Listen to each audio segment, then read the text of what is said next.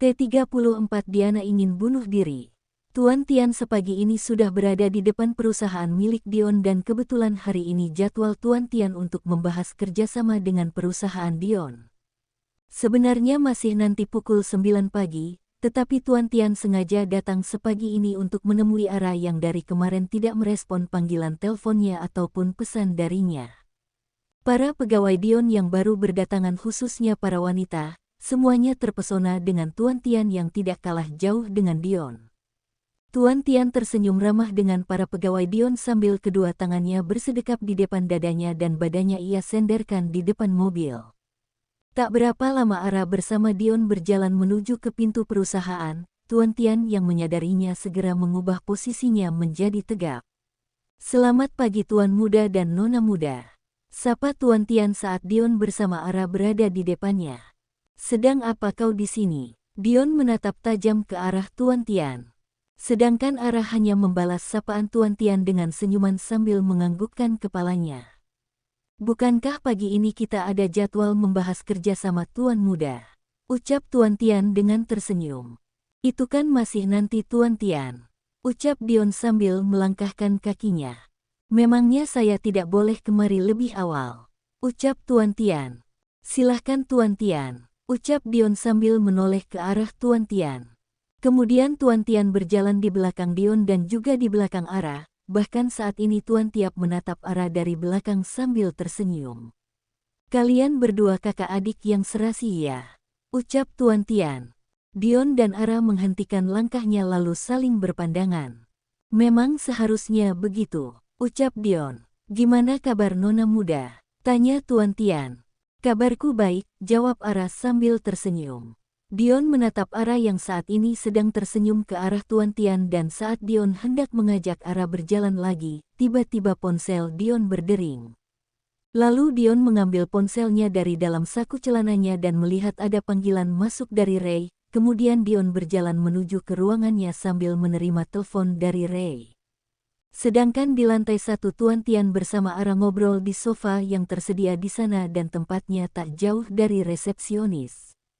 "Kenapa dari kemarin gak respon pesan atau telepon dariku?" tanya Tuan Tian.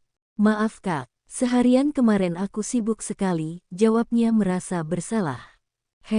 Oke deh GPP, ucap Tuan Tian sambil tersenyum. "Oh ya, kenapa sepagi ini Kak Tian ada di sini?" tanya Ara. "Sengaja pengen ketemu kamu hehehe," jawabnya. "Yaelah gombal banget deh." Petik 2. Tiba-tiba Dion datang ke arah mereka dan menarik tangan Ara agar mengikutinya. "Kau mau membawanya kemana Tuan Muda?" ucap Tuan Tian sambil berdiri. "Ini sudah waktunya jam kerja Tuan Tian," jawab Dion. "Cek, masa kakak seposesif gitu?" ucap Tuan Tian sambil beranjak dari sana. Saat berada di dalam lift, Dion melepaskan genggaman tangannya dari tangan Ara dan kemudian Dion menatap wajah Ara yang saat ini juga menatapnya. "Maaf Kak," ucap Ara. Tanpa mengeluarkan suaranya, tiba-tiba Dion memeluk Ara dan hal itu membuat Ara kaget dengan perlakuan Dion yang dengan tiba-tiba memeluknya.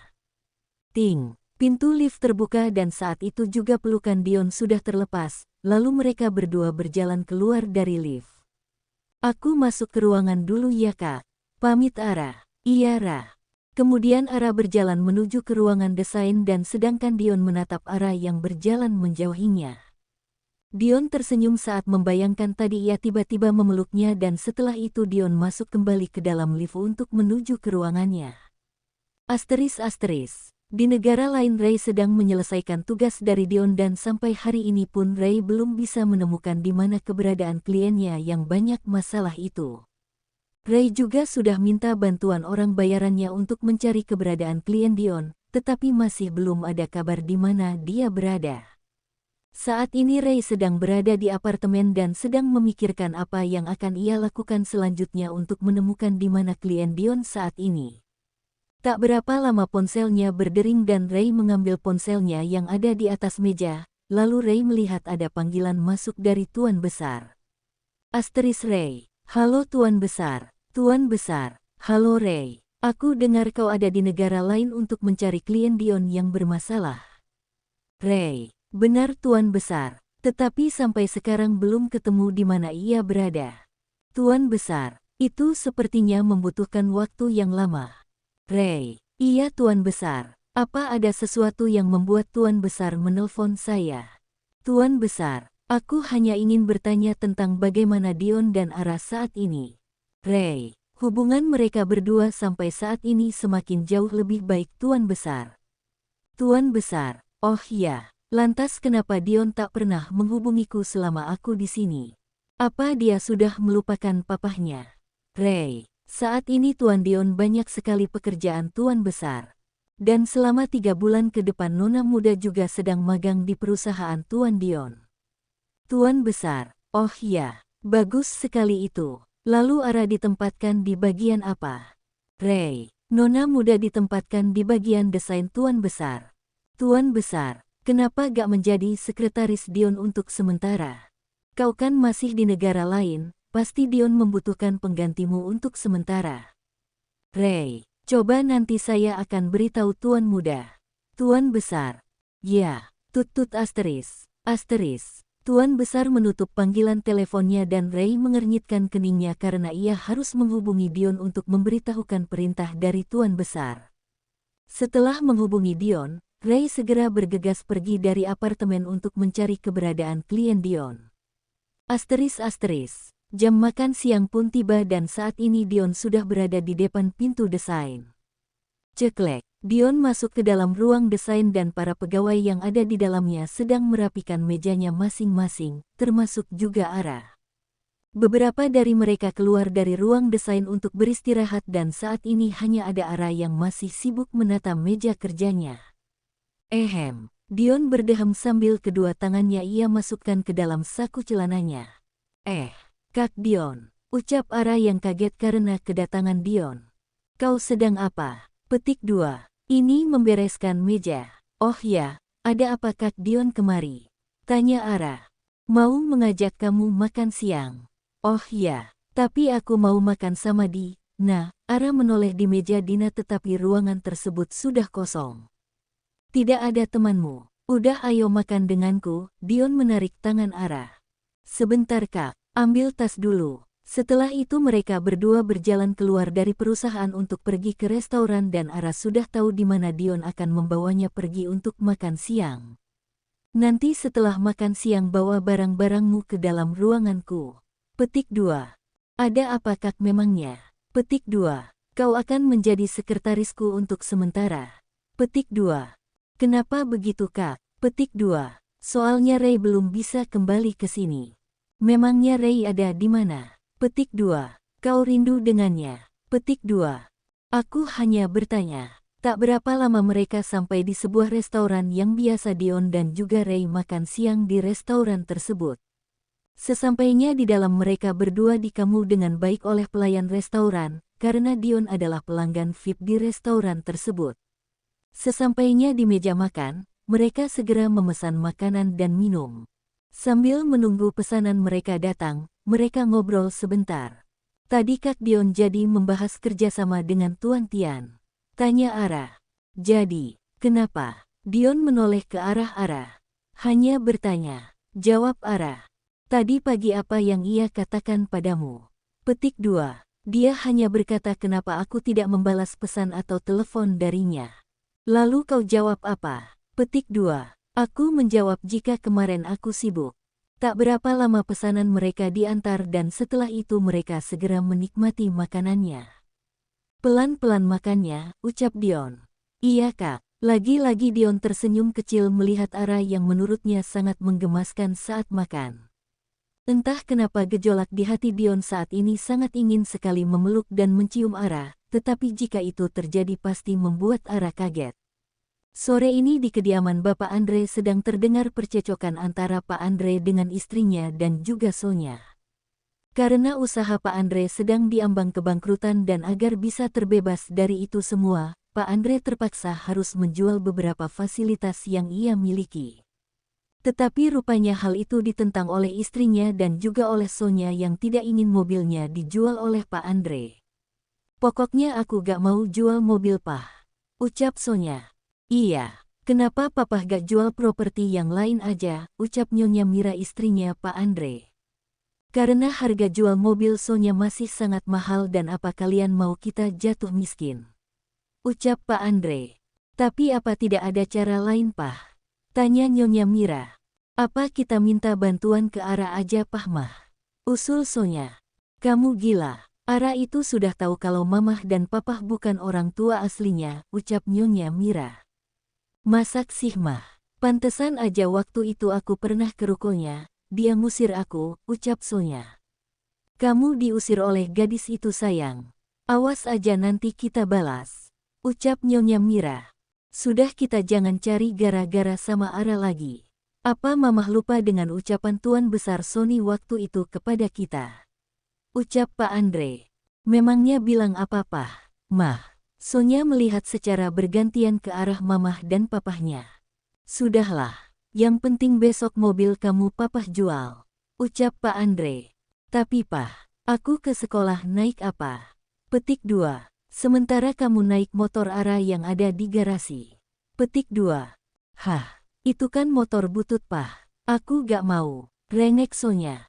Iya nih Papah. Masak anak sendiri disuruh pakai motor butut, ucap Nyonya Mira.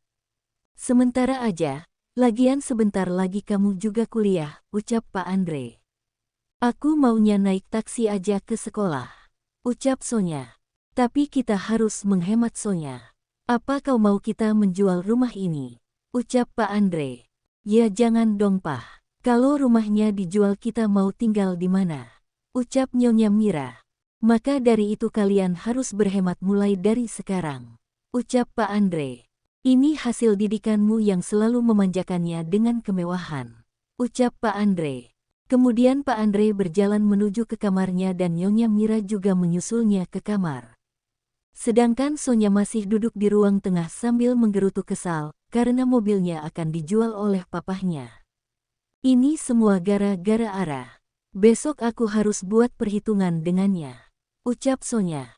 Aku gak boleh biarin hidup dia bahagia di atas penderitaan keluargaku. Petik 2. Sonya mengepalkan kedua tangannya sambil menggerutu tak jelas.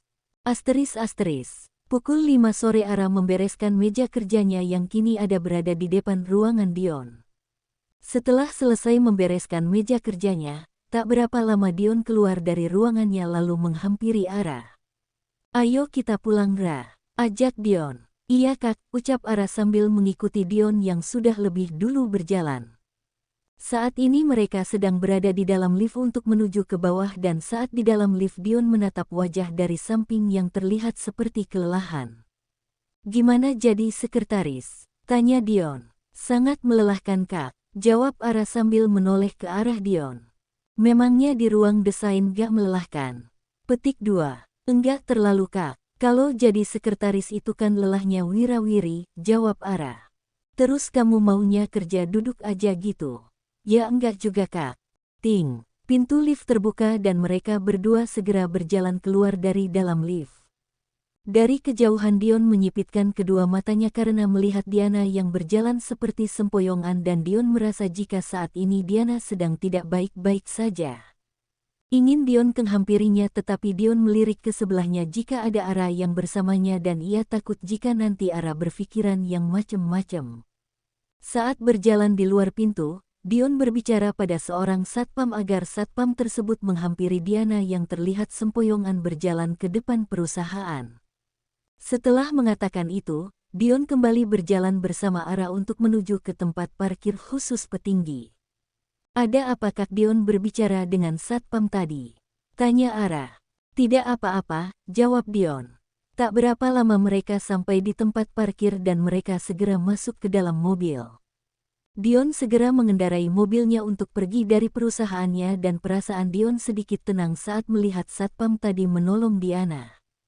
Kamu ingin beli sesuatu dulu gak? Tanya Dion sambil melirik Ara. Enggak deh kak kayaknya, jawab Ara sambil melihat ke arah Dion yang sedang mengemudi. Oh, kita langsung pulang aja ya kalau gitu. Tanya Dion lagi. Iya kak, jawab Ara. Setelah itu Dion kembali fokus dengan kemudinya dan Ara sendiri merasa bingung dengan sikap Dion yang menurutnya aneh beberapa hari ini. Asteris kenapa tuh orang tiba-tiba bertanya gitu? Gak biasanya deh, ucap Ara dalam hati. Tapi kata Dina dia mulai ada hati sama aku. Mungkin aja cara dia ngasih perhatian ke aku beda dari yang lainnya kali. Perjalanan pulang ke rumah tidak begitu ramai saat di perjalanan, jadi mereka lebih cepat sampai di rumah. Sampainya di rumah mereka berdua segera masuk ke dalam rumah dan Dion masuk ke dalam ruang kerjanya yang ada di bawah tangga.